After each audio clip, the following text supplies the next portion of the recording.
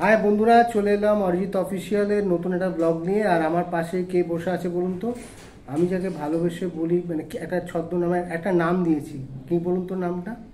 কি নাম? ডন। হ্যাঁ, ডন। সোমনাথ চৌধুরীর কাছে আমার 2022-এ মানে শক্তি সম্মান যে বছরে শুরু হয়, সোমনাথ সেই বছরের প্রথম অ্যাওয়ার্ড উইনার। তো আজকে আমি ওর রঙও তুলি, ওর যে স্টুডিওটা আছে বা ওর স্বপ্নের যে ঘরটা আছে সেখানে চলে এসেছি। ওর সাথে আমার আগামী একটা, আপনারা জানেন যে কালার্স অফ কারেজ বলে আমি একটা পেন্টিং এক্সিবিশন নিয়ে আসছি for my fighters of 2022 and 23।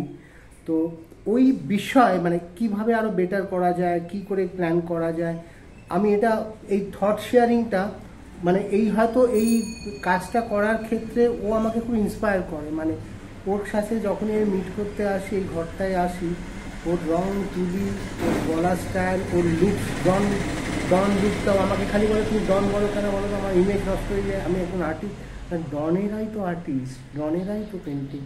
আচ্ছা, এই শুনলাম এই যে কালার্স অফ কারেজ বলে যে এক্সিবিশনটা আমরা করতে যাচ্ছি এই বছর, তোমার কি মনে হলো যে এই থটসটা কেমন লাগলো, যে এটা আমি মানে শুরু করছি, এটা করা কতটা জরুরি বা উচিত?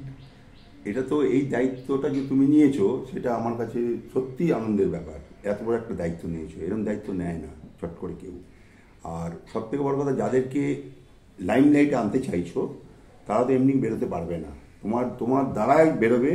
আর তুমি এটা চেষ্টা করছো যাদের যাদের ট্যালেন্ট থাকবে তারা কিন্তু এই জায়গাতে বেরিয়ে যাবে। এই জায়গাতে অনেকটা সহযোগিতা তুমি করে দিলে, এগিয়ে দিলে।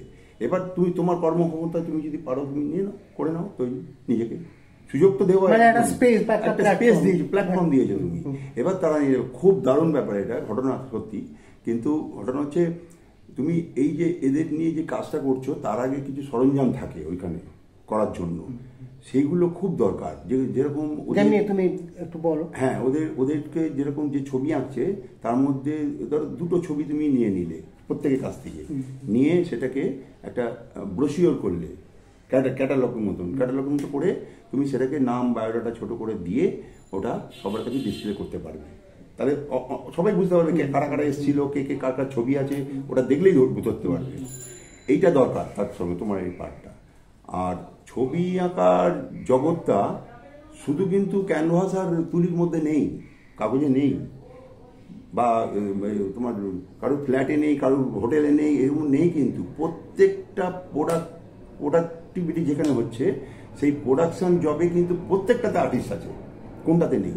একটা দেশলাই বাক্স সেখানে আর্টিস্ট বসে আছে, জুতোর কারখানা বড় বড় আর্টিস্টকে কিনে বসে আছে, একটা ফেমার সেখানে বসে আছে, মোবাইলে কারবার করে সেখানেও বসে আছে, মোবাইলে ডিজাইন বানাচ্ছে খালি। কাপ ডিশ কোনটা বাদ আছে বলো তো, কোনটা বাদ আছে? দোকান করবে তাও ড্রয়িং চাই, সেখানে আর্টিস্ট আছে।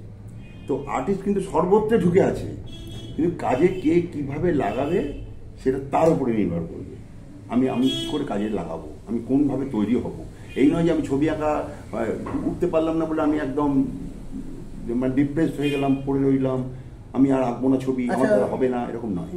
ধরো তুমি একজন খুব সিনিয়র পেন্টার, বহু বছর ধরে কাজ করছো, এবং তোমার কি মনে হয় যে যাদেরকে আমি ফাইটার বলি, যাদের মধ্যে পেন্টার আছে, যাদের মধ্যে প্রতিভা আছে, তারা যে একজন আর্টিস্ট, তারাও যে শিল্পীটা পারে, তারাও যে আঁকতে পারে, এই মর্যাদাটা কি সঠিকভাবে তারা পাচ্ছে না? প্রচারের অভাবে আটকে যাচ্ছে বা নেটওয়ার্কের অভাবে তারা আটকে যাচ্ছে? কোথায় বাধাটা পায়? প্রথম আমি বলবো, ছবি আঁকতে গেলে না একটা মনন তৈরি করতে হয়। সেই মননটা হচ্ছে প্রকৃতির সাথে মিশতে হবে তোমাকে। শুধু মানুষকে দেখলে হবে না, শুধু আমি মানে আর্নিং করবো, খাবো দাবো থাকবো, ওরম করলে হবে না। প্রকৃতির মধ্যে ঢুকতে হবে। ও যদি ছবি আঁকে, ওর একটা প্রজাপতি ভালো লাগবে, প্রজাপতিকে ডানাতে এত সুন্দর করে কে আঁকলো আমার বুঝতে হবে। এভাবে কম্বিনেশনটা কে করলো, এত ব্রাইট কী করে প্রজাপতি হচ্ছে।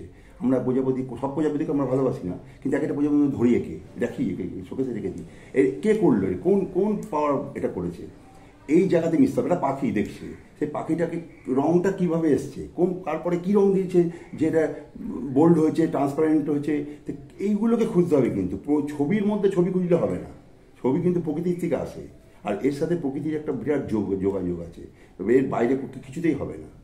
আচ্ছা, আমি এবার ওর একটু পার্সোনাল জায়গাটা নিয়েও আসবো। দেখো, এই রং তুলি বিষয়টা যদি একটু শেয়ার করো সবার সাথে। কিরকম রং তুলি এখানে কিভাবে শুরু হলো, কিভাবে এখন কত স্টুডেন্ট তোমার কাছে এখানে? হ্যাঁ, রং তুলি। দেখো, রং তুলিটা আমার কাছে অনেক দূরে।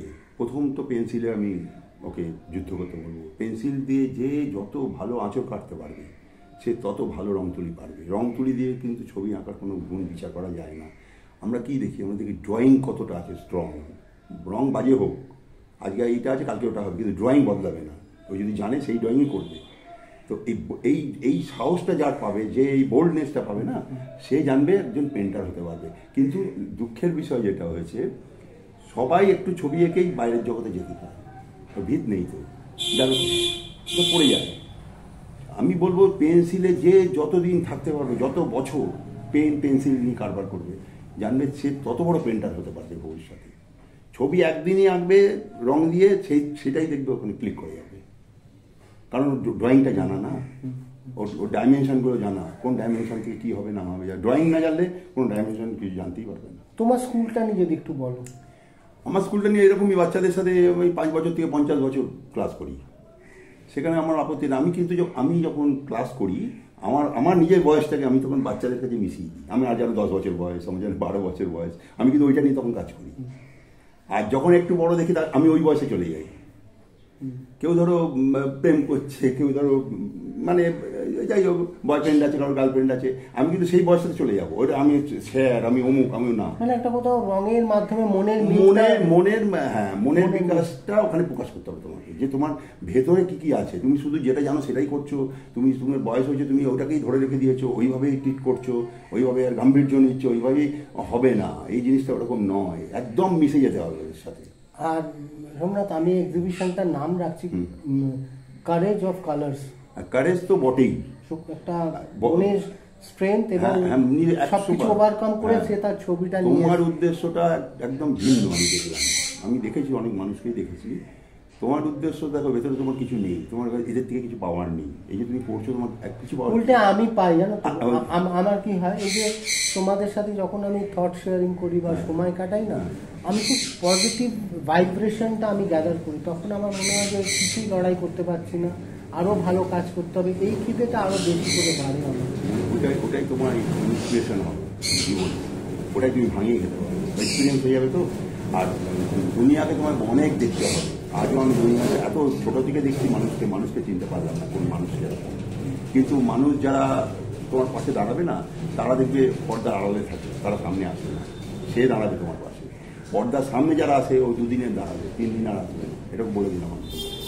তা যাই হোক, তোমার জায়গা যদি স্ট্রং থাকে, তাহলে তোমার কিছু আসে যাবে। এবং আমি এক্সিবিশনটা খুব সম্ভবত নভেম্বর এন্ডে আসছে, খুব শীঘ্রই আমরা এটার প্রমোশনে ঢুকবো, জানাবো কত তারিখ নভেম্বরে আসছে। এটা দুর্গা সম্মান শেষ হবে এই বছরে, দুর্গা সম্মান পরেই এই এক্সিবিশনটা হবে। এবং আমি অনুরোধ করব, মানে আমার কি হয়, প্রত্যেকটা অ্যাওয়ার্ড শো বা কোনো অনেক মানুষ আমার সাথে ফেসবুকে আছেন, তারা আমার সাথে যোগাযোগ রাখার চেষ্টা করেন, আমাকে রিকোয়েস্ট করেন যে অ্যাওয়ার্ড শোটায় কি যেতে পারবো। কিন্তু অ্যাওয়ার্ড শো একটা আমার কিছু লিমিটেশন থাকে, গেস্টের একটা বায়াসনেস থাকে, যে এত গেস্টের পর আমি ডাকতে মানে আমাকে লিমিটেশন থাকে। তো এইখানে কোনো লিমিটেশন নেই, এটা ওপেন টু অল। সবাই আসবেন, সবাই দেখবেন, আর পেন্টার্সদের, ফাইটার্সদের পাশে থাকার চেষ্টা করবেন। আমার একটাই উদ্দেশ্য, যে কোনো জিনিস শুরু করতে একটা স্ট্রাগল থাকে, একটা শুরুয়াত থাকে, এবং পরবর্তীকালে সেটা সিস্টেম ফলো আপ করে নেয়। এবং আপনারা আপনাদের প্রত্যেকটা ফুড স্টেপ ওই এক্সিবিশনে আসা, ছবি দেখা, এবং ছবিটা আর একটা জিনিস আমি করছি এইখানে, যে পেন্টিং যাদের যে পেন্টার্সদের ডিসপ্লে হবে, ফাইটার্সদের যা সেল আউট হবে, ইটস অ্যাবসলিউটলি দেয়ার আর্নিং। এখানে অরিজিৎ অফিসিয়াল বা আমার কোনো রকম স্টিক নেই। এটা ওদেরকে ইন্সপিরেশন দেওয়ার ক্ষেত্রে, যে আমার এই জিনিসটা আমি ডিসপ্লে করেছিলাম, এটা কেউ কিনেছে, এই যে হ্যাপিনেসটা, I want to share the happiness with them. আমার এই জন্যই তোমার এই প্রোগ্রামটা ভালো লাগছে, যে তুমি তোমার জন্য এটা করছো না। এবার তাদেরও দায়িত্ব থাকবে যে আমি খুব ফাইট করে ছবিটা আঁকবো, খুব ভালো করে আঁকবো, বাই হার্ট আঁকবো, যাতে তোমার লড়াইটা আরও সুবিধা হয় পরবর্তী কাজেতে। তাদেরও একটা দায়িত্ব আছে, যারা পার্টিসিপেন্ট হবে তাদেরও একটা দায়িত্ব থাকবে আমি মনে করি। কারণ এই নয় যে তুমি করছো ওরা পেরো ঝুড়ি দিল, ওটা জানো না, ওদের একটা দায়িত্ব থাকবে, যতটুকুনি ওরা দিতে পারে ভেতর থেকে ততটা দেবে। তবে তোমার উদ্দেশ্যটাকে আমি এখনো স্যালিউট করবো যে তুমি মহৎ উদ্দেশ্য আছে, এটা বরাবর থেকে যাক, এটা আরও বৃদ্ধি হোক। তুমি তো অন্য অ্যাওয়ার্ড দিয়েছো, অন্য কিছু করেছো, এবার একটা এই জায়গাটা এসছো, এটা খুব ভালো জায়গা। এর মধ্যে প্রচুর মানুষ আছে যারা নিজের ট্যালেন্টটাকে প্রকাশ করে নিজের জীবন চালাতে পারে একদম। এবং এই সুযোগে তুমি করছো। আমার তুমি মিশন ফাইটার 100 ফাইটার্সে গেছো, তোমার এপিসোড শুট হয়েছে, ওর সাথে আমার একটা লেট স্টকের এপিসোডও আছে, ওটা খুব শীঘ্রই রিলিজ হবে। ও কিন্তু 22-এর পর থেকে কনস্ট্যান্ট আমি ওর একটা প্রচারের মাধ্যম হয়ে উঠেছি। মানে এই ফাইটার্সদের কোনো প্রচারের মাধ্যম নেই, কোনো নিজস্ব প্ল্যাটফর্ম নেই যেখানে ওরা মনের কথা একটু শেয়ার বা নিজের মতন করে গুছিয়ে বলতে পারবে। এখানে আমাকে ডাকতে গেলে বা বলতে গেলে এদের কোনো ফিনান্সিয়াল ইনভেস্টমেন্ট নেই, এটা ভালোবাসার ইনভেস্টমেন্ট আছে, 1 কাপ চায়ের ইনভেস্টমেন্ট আছে, 2টো বিস্কুটের ইনভেস্টমেন্ট আছে, আর ডনকে পাশে রেখে একটা আড্ডা মারার অন্যরকম ফ্লেভার আছে। তো বুঝতেই পারছেন এই লুক ডন তো বলাটা আমার জাস্টিফাই হচ্ছে কিনা আপনারা একটু। তোমার ডনটাকে আমি মেনে নিচ্ছি, হাতে যখন পেন্সিল আর পেনটা পড়বে না, ডনের কাজই আমি করি, দেখেছেন সবাই নড়ে ওঠে তখন তো ডনের মতন পেন পেন্সিলের ডন কিন্তু তো একদমই। তো আমরা খুব শীঘ্রই আসছি কালার্স অফ কারেজ নিয়ে আপনাদের সামনে, পাশে থাকবেন। এবং কর্পোরেট সেক্টর এবং সব শ্রেণীর মানুষদের আমি এখানে ইনভাইট করব।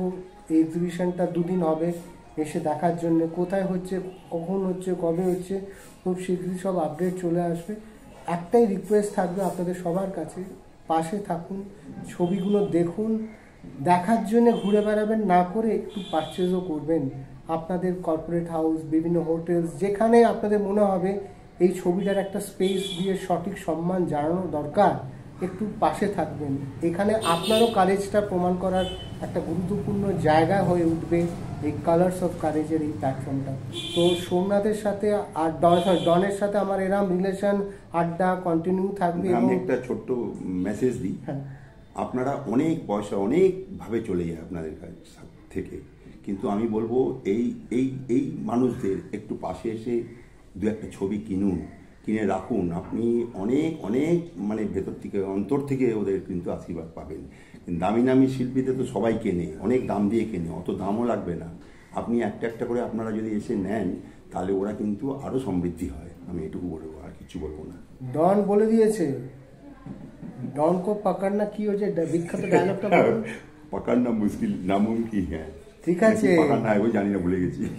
ডন কিন্তু বলে দিয়েছে। হ্যাঁ, এবার ডন আপনারা যদি না শোনেন কিন্তু ডন পুরো বন্দুক নিয়ে ছুটবে। তো জাস্ট জোকিং, এটা একটা ভালোবাসার না। পেন পেন্সিল আমার কাছে যদি বলে ডন তাই ঠিক আছে, তবে এই নিয়ে সারা বিশ্ব কিন্তু আমি ঘুরে বেড়াই এই পেন আর পেন্সিলের কাজ। ওর সাথে ও যেমনি ওয়ার্ল্ড ঘোরে, ওর সাথে ওর ছবিও ট্রাভেল করে বিভিন্ন দেশে এবং এক্সপ্লোর করে বিভিন্ন মানুষের সাথে নেটওয়ার্কিং কাজ। অরিজিৎ দা আমার খুব কাছের লোক, যখন যা বলে সব কাজ ছেড়ে কিন্তু আমি আজকে অরিজিতের সাথে বসেছি একটু আলোচনা। সেই জন্যই আমি সাহসটা পাই, এতটা আমাদের রিলেশনটা গভীর, তার জন্যই আমাকে ডন বলার সাহসটা করি, উঠতে পারি। তো এটা একটা ভালোবাসার সম্পর্ক। তো চলুন না সবাই মিলে একটা সুন্দরভাবে একটা জিনিসকে সৃষ্টি করি, গড়ে তুলি। তো আজকের আড্ডাটা এখানেই শেষ করলাম। থ্যাংক ইউ সোমনাথ, আমাকে অনেক ধন্যবাদ।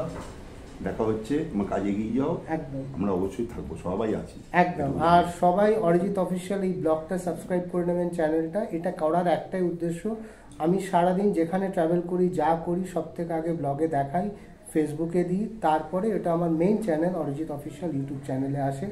তো কালার্স অফ কারেজের সঙ্গে থাকুন, পাশে থাকুন, আর অরিজিৎ অফিসিয়াল ব্লগ এবং অরিজিৎ অফিসিয়াল ইউটিউব চ্যানেলটাকে অতি অবশ্যই সাবস্ক্রাইব করবেন। ভালো থাকবেন, দেখা হচ্ছে next video. Tulika art and কালচারের প্রিন্সিপাল সোমনাথ চৌধুরী। ইয়েস।